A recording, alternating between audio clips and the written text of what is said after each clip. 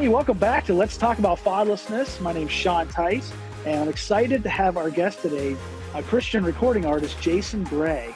And one of his famous songs is I'm Gonna Let It Go. Jason, would you just introduce yourself a little more about yourself and about your ministry? Uh, there's, I'm old enough now that there's a lot of details to choose from, but I'm a full-time singer-songwriter, recording artist. I'm out between 100 and 150 dates a year on the road doing concerts. I have a speech impediment known as stuttering. I've been 6'6" since the 8th grade. Wow. I'm trying to eat less carbs. What else do you want to know? Just tell us Love about, movies, yeah, whatever you want to love say. reading. Yeah. I'm working on a couple books, and in both of them, one of them especially, I'll be exploring, my history and my relationship with my dad, as well as the experience of being a dad myself, and all of that. So yeah, that's a That's good wonderful. starting point. So Yeah. Yeah, and we're excited to have you on. I was looking for different individuals to interview and to have conversations with about fatherlessness, because fatherlessness is an epidemic in our nation, and so many people are struggling with it. And so I was looking for even people that have succeeded through it. And I came across your story. It was actually on Wikipedia. I came yeah, across your story about how your parents had a divorce and you had a stepfather. Would you just go, as we start, just go ahead and share some about that, how you went through yeah, your parents' divorce, what happened with that, and then going on from there. yeah. I like that you said you were looking for people who succeeded through those experiences. I was like, oh yeah, maybe. I guess I am, right? I feel the same way. I feel the Yeah, same way. yeah. It's interesting. One of the books that I'm working on, it's kind of a memoir of my spiritual walk, the ups and downs, and having to look back and to write it all down and kind of explore chapters in my story, especially of my relationship with my dad. You know what? That's been really helpful. I would encourage everybody to write some form of a memoir. And a lot of people are doing this actually as a gift to hand down to their family when they're gone. And I thought that's brilliant. And whether or not the book ever gets published, I'm happy that my my ancestors will have some sense of where they came from. So I think that's a real gift to give to people in your family, but it's also good. It's also been great for me. It's clarified a number of things, and I'm old enough now, you know, uh, that I have a little bit more perspective and objectivity, and have cultivated enough self-suspicion of myself over the last couple of decades to um,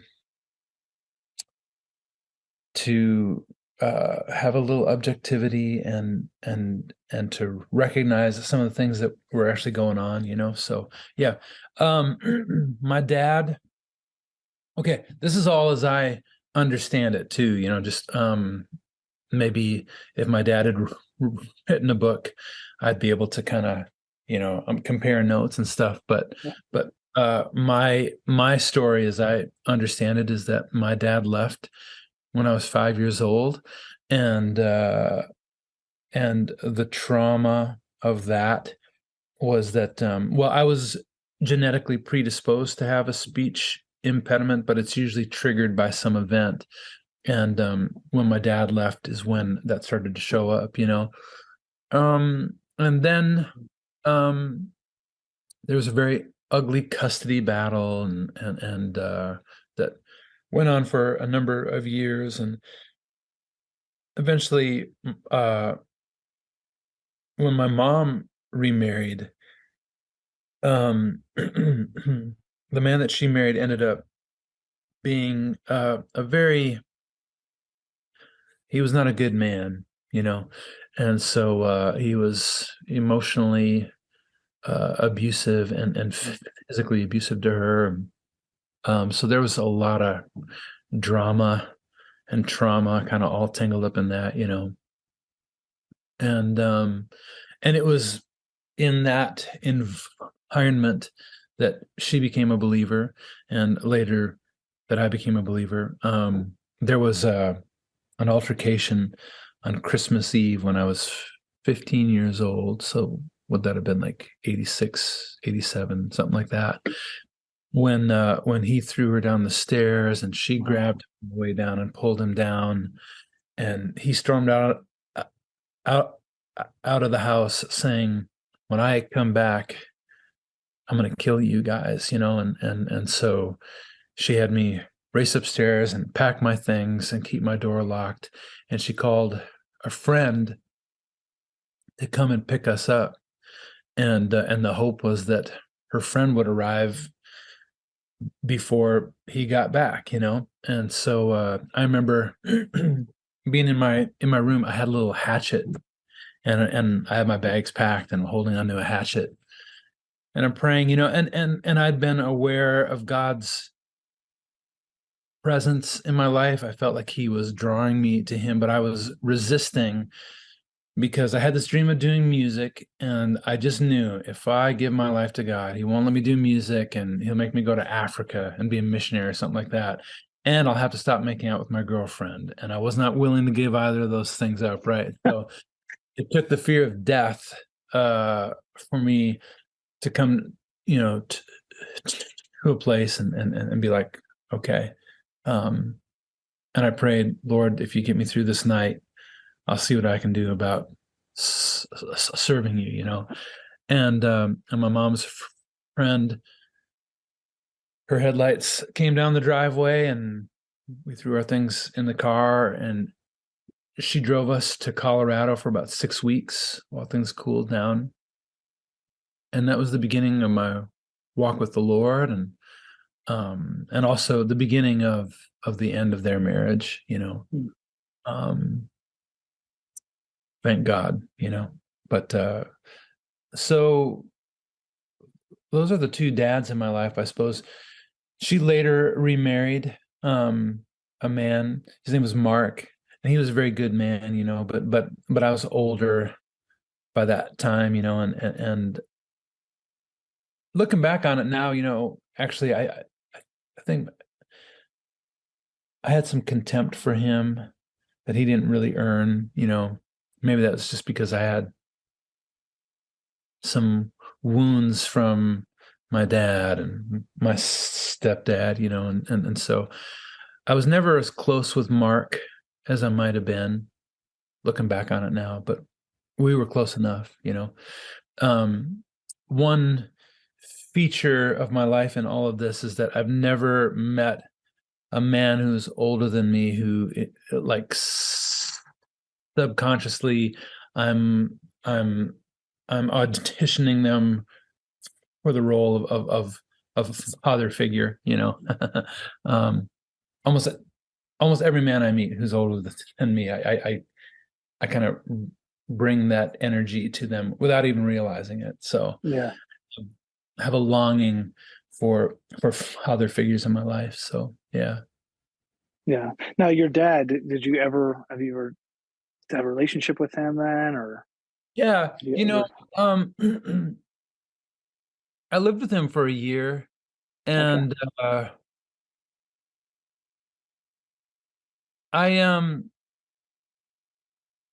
I was just kind of perpetually disappointed with him as I got older. Um, I think I longed for a male figure who was strong and but tender, and would authentically engage me on deep heart issues and show me how to be a man. Yeah. with women and with taking responsibility, um, uh, and like I want to be careful because he passed away a year ago, so like I don't want to beat up on him too much or whatever. But um, there was a lot of pornography in the house, and I don't think he could give those things to me because his dad never gave them to him, and I resented him for it. Yeah. And then I became a Christian, which probably made it worse because I think that made me more judgmental or made me more aware of the things that that I wished he was in my life. Um, and but I also, as a believer, I thought, you know what, I need to forgive my dad, and so in my late 20s, I think, was when I decided I wanted to forgive my dad. And I don't know if you ever had this experience or not, but when you decide to forgive somebody, that's just like part of it, right? Like it's much more complicated than just deciding. Yeah.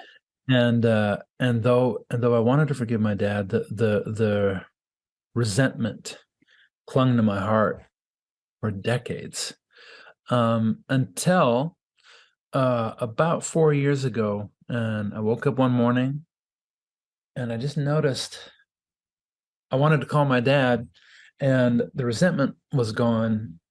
It's like I think I've forgiven my dad. I wonder when that happened. After years of trying to forgive and wanting to, but still kind of having this angst in my heart. Yeah. Mm. And I woke up and that was gone. And by that point, I'd gone through a brutal divorce of my own, as opposed to the really pleasant kind that you always hear about. And yeah, and it nearly destroyed me, and I was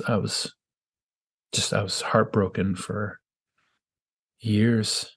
I still am over it, and in the wake of that, like I lost a lot in that.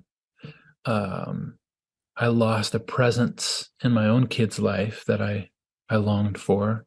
Mm. um I lost a lot. It was very, very, very painful. One of the things I lost in all of that was, I I trusted God, and I'd always experienced Him as having my back and being held in His victorious right hand, and that everything was always going to be okay, no matter what was going on. And I'd experienced His, what I interpreted as His faithfulness in so many things for many years. But then, as my divorce was happening, as my marriage was unraveling, and it wasn't clear to me why that was happening, and it was something I desperately did not want to have happen. And I never cried out to God more than in that season. And when it still happened, and when she was still allowed by the court, to move so far away. I don't know. I felt betrayed by God, or more than that, actually, I just felt like He wasn't there. And Mm. so, had I believed a lie all along? So one of the things I lost was my ability to trust God. And not long after that, just my ability to believe in God. Like it all seemed like BS, And so, in the wake of that, of the loss and the pain, and me trying to learn how to walk through life and through relationships again, but with broken ankles, as I began to open up my heart to the possibility of being in a relationship with somebody, I just got a lot of that really wrong, and I hurt people and all that just because I wasn't healed. Um, and so loss, pain, failure, all of those things accumulated in me enough so that about 4 years ago, I woke up one morning and I was able to recognize my dad for who he Mm. was, a broken man with a lot of pain in his life, doing the best he knew how in the world, a lot like me. And and that just kind of, well, because I think, you know, um unforgiveness, I think, is something that we can only hold over somebody, right? We can only hold it over them, which means that we've kind of positioned ourselves above them. And there's, I believe, a self-righteousness um, aspect of it. Maybe it's as simple as, well, if I were in that same position, I wouldn't have done that. And so there's like some kind of a judgment over, that we hold over a person that we don't forgive. And the gift of the awful things that I went through, because even the most awful things that we experience, they there can be a gift in all of it, right? The gift for me was that it delivered me of my self-righteousness, right? And it even the playing field, so that I was delivered of my judgmental judgment over my dad, and all of that was replaced with a tender compassion for him. Mm. That was very healing. Now that doesn't, there's a lot of things that he got wrong, Yeah. of course. But on my side of the street, I was able to love my dad for who I wonder if people hearing this would relate to this. I There's a point a number of years ago where I realized, like, if this was me and this was my dad, I really longed for my dad to meet me in my world, come to me, show that you care. Okay, if you can't come all that way, I'll try to meet you in the middle. Meet me here. Come on, give that, 100% is what I wanted, but I'm willing for 50%, and then I would feel like, oh, he just get about that far. And I would judge him for all, and I'd be wounded all the time because I feel like he didn't care, until I realized that for my dad, where he was at, that was his 100%. And that should Mm. count, right? I could celebrate that move toward me instead of being wounded and angry about how it wasn't what I hoped it would be. So my expectations and my own longings were blinding me, or were keeping me from being able to love my dad for who he was, you know. Um so that's on me. So I wish I could have gotten over that sooner, so that I could have developed a more loving relationship with him before he passed about a year ago. So yeah, anyone hearing this, I hope the Holy Spirit might be able to, you know, if you can sit on the edge of your bed and ask the Holy Spirit to help you let go of your resentment, and to see your dad as your Heavenly Father sees them, that's maybe a start. So, That's um, good. yeah, That's really good. it's interesting because I had judged my dad for so many years. That's very clear to me now. And now in hindsight, I can see how, what a judgmental, unforgiving, resentful jerk that I was in all of Mm. that. I couldn't see it Yeah. before. So that's my one of my great regrets in my Yeah, life. and it's great to come, to get to that point of forgiveness. I had to do the same thing with my dad. My dad abandoned us when I was about 10 months old. They never Yeah. came back, and so then and he was abusive to my mom. He used to beat her up and stuff. Before I was, I don't obviously I don't remember it. I was a baby, but Yeah. and then for years I hated him because of what he did, and then I met him when I was 15, and so I had to go through this process of forgiveness. I had a youth pastor tell me the one time, he's like, "You need to forgive your dad." And then later in life, it was I think my son was a baby or something like that. 2011, Yeah. I was out in Las Vegas and doing ministry at a missions conference at a church, and I just drove down and saw my dad. And it's interesting you say about the pornography, because we'll be very similar stories, because my dad was actually heavily involved in the porn industry. Um, he actually worked at a porn shop in Vegas, and I went Wow. down to the porn shop and I asked him to come outside. I said, "Hey, I just want you to know, I forget. I want to make sure he knew he was saved, that had trusted in Jesus as a savior." He said he Yeah. had when he was a kid, but that he had a lot to answer for when he got to heaven. That's what he said. But then he said, I told him, I said, "I just want you to know I forgive you."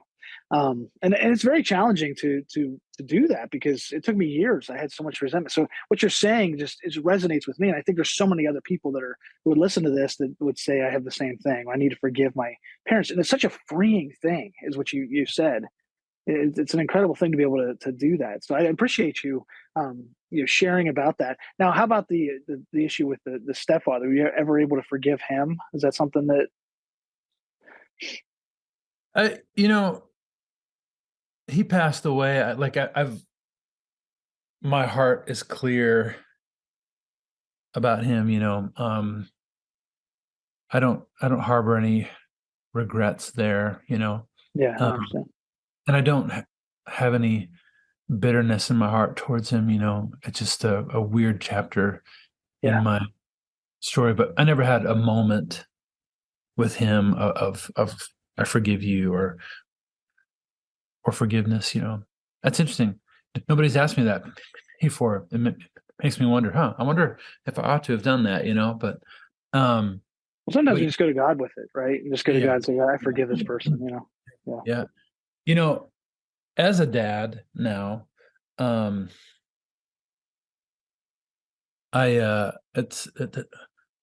it's a whole learning experience, right? Like I just desperately did not want to have my sons have the same experience that I had, and I didn't want to Mhm. fail them.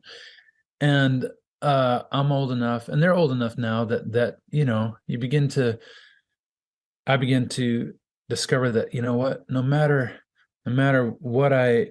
how hard I tried, uh, you know, um, there are still ways that I failed to be what they needed me to be, that I wasn't aware of at the time, and so um, I do have a hunch. Um, I could be wrong about this, but I do think the dads that there's I think we are inclined to judge our fathers a little harsher than we judge our mothers. I could be wrong about that. That's Mm. anecdotal, but it seems like you hear a lot more about resentment towards a father than you do about resentment towards a mom. And I've been wondering about that, um like there's a lyric that I'm working on. Hold on. I pulled it up here. Uh this is a song I'm working on. I was held by my mother since before I was born. I didn't meet my father until a cold January morn. Mm. So I suppose it's to be expected that I never felt as connected. And it didn't help when I watched him walk out that door. you know, Mm.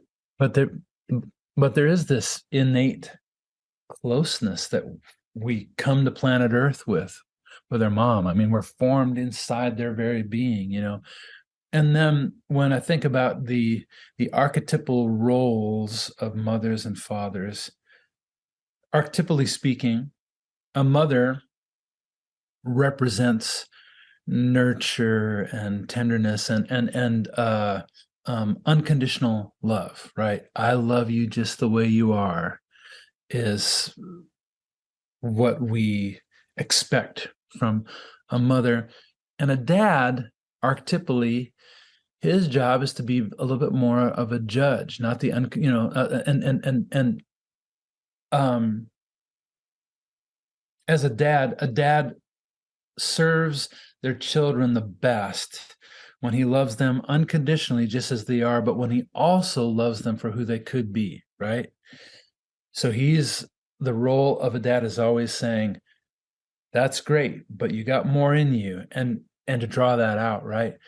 And and that's uncomfortable. And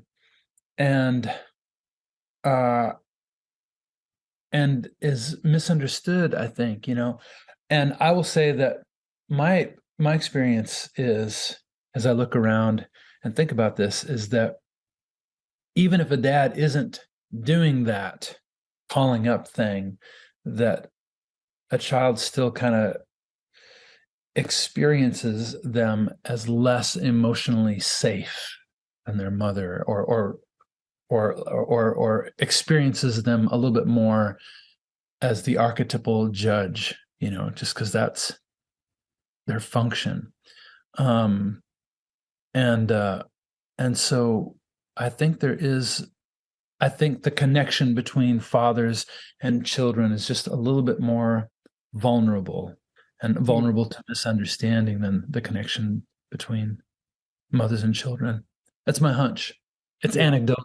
I've done some reading on it, but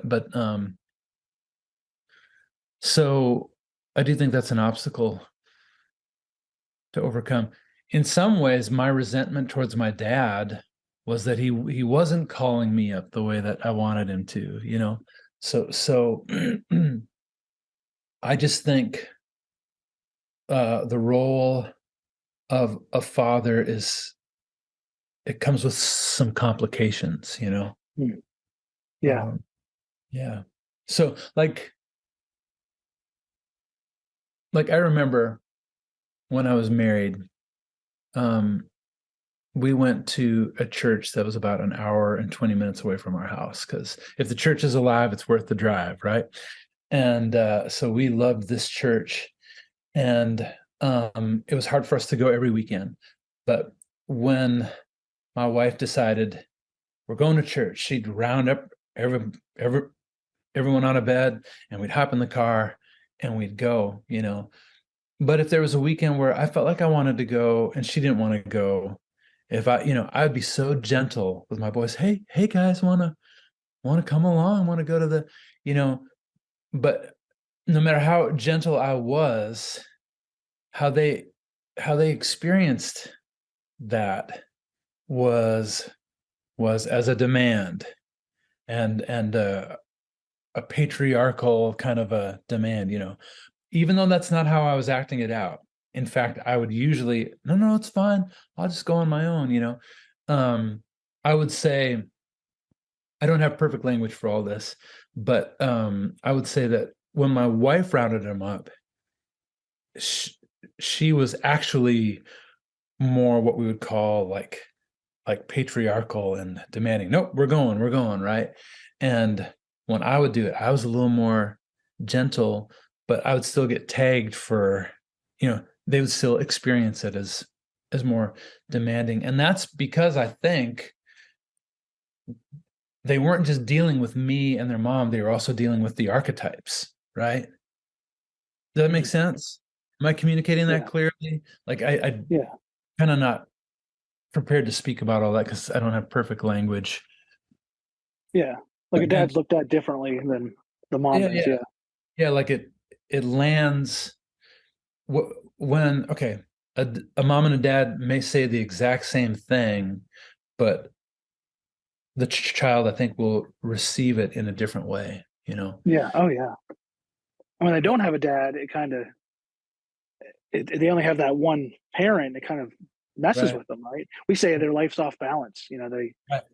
the mom or dad isn't their life's off balance, and then when we want to bring it back into balance, you got to bring God into the circumstance that helps bring it back into the balance. And that's what I did for sure. Yeah. Yeah. Now, with your situation, how so you as all this happened, how did you get into, you were already into music. How did you get into, really just going out and putting yourself out there as a Christian artist? What and how did your background influence your songwriting? Huh.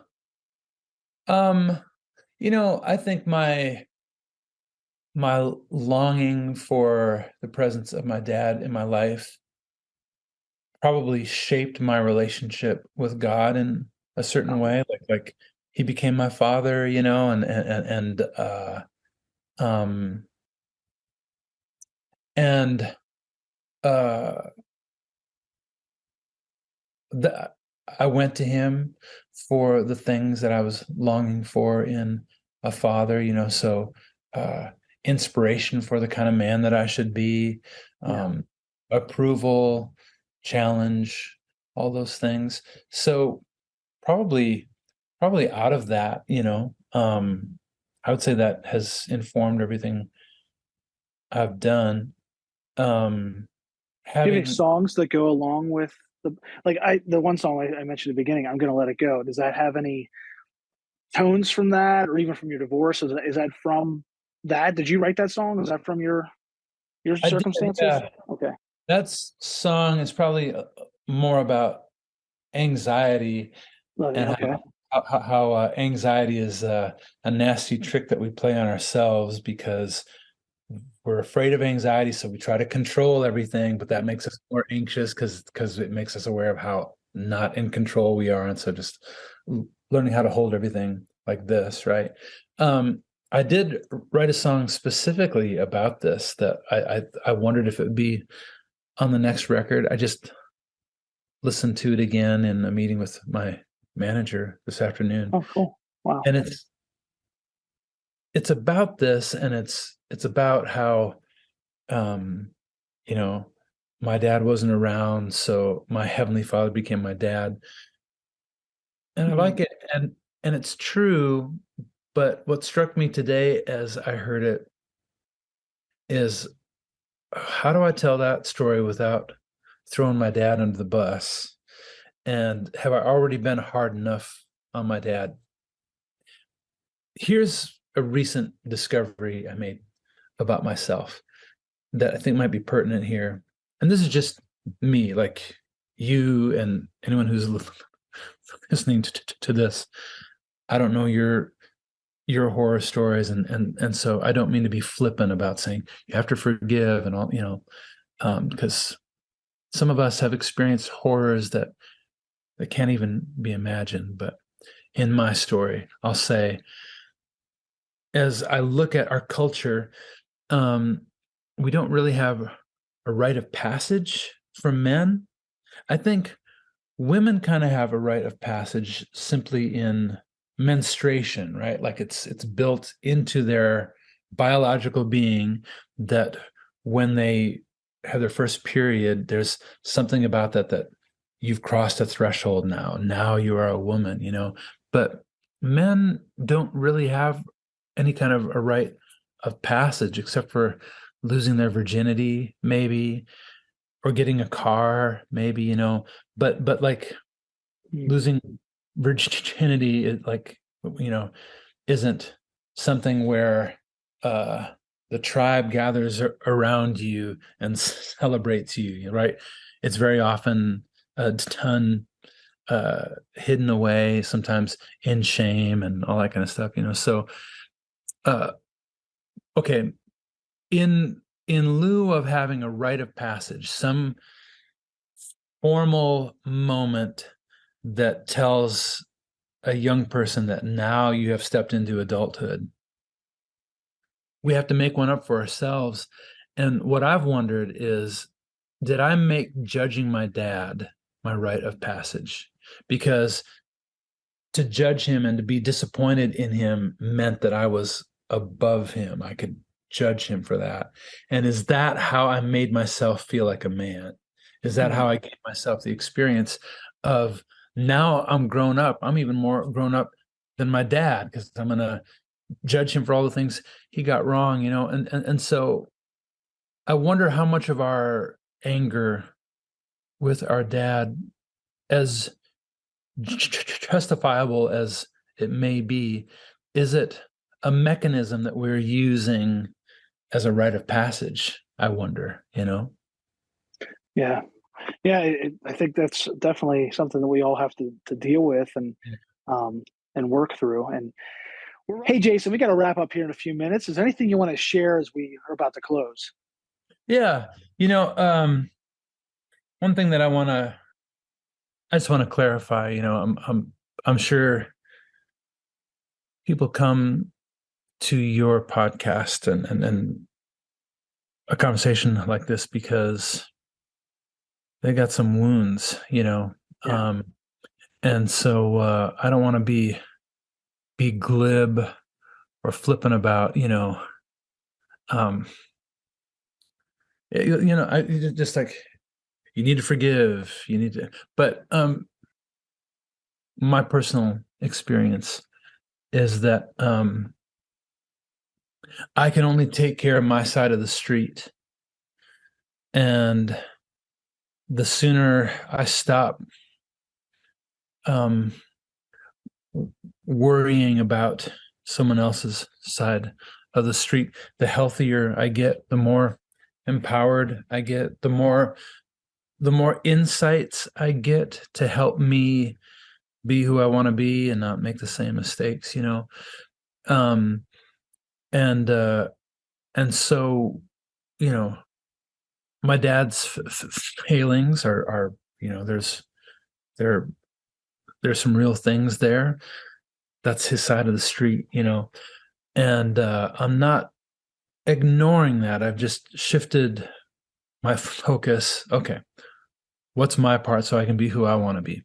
Yeah. I want to have a clear conscience. I want to be a forgiver. I want to take ownership of what I can, um, and that transforms me from a perpetually wounded victim, um, which may be warranted, uh, but that moves me out of that space into an empowered learner, right?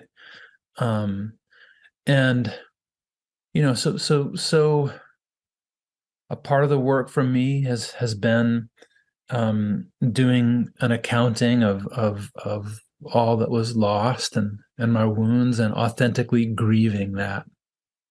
And I've done that, and then after that, I've kind of moved into a new phase, and I've just decided I don't, on my side of the street, I don't want resentment in my life. Yeah. It's cancerous, it does me no good. It does me a lot of harm, and so how can I start letting go of that?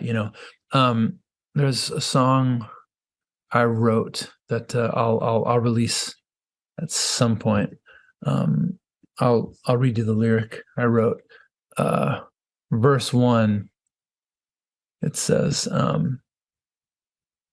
I could just play it for you, maybe. I've got a Okay. bad cold, but it goes like this. I spoke without a stutter through the middle of first grade till my little world came apart. Heard my father tell my grandpa that he just couldn't stay, and my speech broke the same day as my heart. They wondered if I did it for attention, but I think I couldn't get the question out. Wasn't I worth staying for? Wasn't I worth staying for? On the 43 years later, I still see him at the door. Wasn't I worth staying for? So that's Wow. one of a song, and that's all very real, right? That's Yeah. something we have to do an authentic accounting of and grieve. But I'll say that for me, I think my next part of my work is I'm trying to write a song um, where I'm just kind of, maybe it's from my dad's perspective, and it's me trying to step into his story and and and compassionately try to understand what were the crazy wounds that he experienced that left him scarred and vulnerable to the worst decisions he made. I think that's my next song that I have to write, and even if I wasn't doing it as a song, I think that's an important work, right? To actively empathize with those who hurt us, and put that hurt in a larger context, um, and to the degree that I've done that, my heart breaks for my dad. My heart kind of breaks for your dad. I doubt as a little boy that the dream was to work in a porn shop, right? Yeah. Yep. That's a sad life. Sad Yeah. life. He actually grew up fatherless too. So Yeah. Yeah. it's kind of a statistic, you know what I mean? Just ended up trying to cope through all the world's methods. That's Yeah. where Yeah. I mean, like even his statement that um I've got some accounting to do. yeah. He's got his it's like, so he carries a shame in him. I remember a conversation with my dad a few years ago. I was playing in the area and invited him to the show and really wanted him to be there, and he called me to say that because of the weather that he wasn't going to be able to make it. The weather wasn't that bad, and but I tried to let him off the hook, but he must have heard my disappointment. And he was very uncharacteristically vulnerable in that moment. He goes, the regrets, so many regrets. That was maybe the most vulnerable moment that I've ever had with him, was that statement, And so I know that was a glimpse into, oh, this weighs heavy on him. This is a burden for him, And I wish he could have figured it out in a different way, but my heart can still break for him, and I can have that empathy and compassion, and what that also does is it just, I'm freed, from Yeah. becoming resentful. Exactly. And that's good. And it seems like you're on a redemption path, where you've been Right. able to overcome and forgive. And that's something we all need to do. We all need to take time to examine, am I letting my past define my future? And so it Right. will it's going to shape us in some Right. ways, but am I letting it hurt my future, really, is what we're trying to Yeah. say. And am I working at breaking the cycle? And that's what we talk about with our ministry: break the cycle of what you've dealt with in your past. Anybody listening to this, break the cycle with it.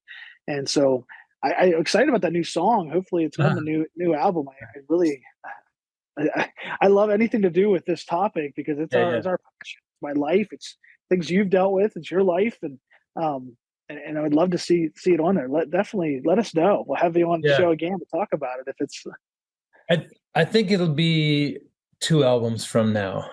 okay. I don't think it'll be on the next record, but we'll see.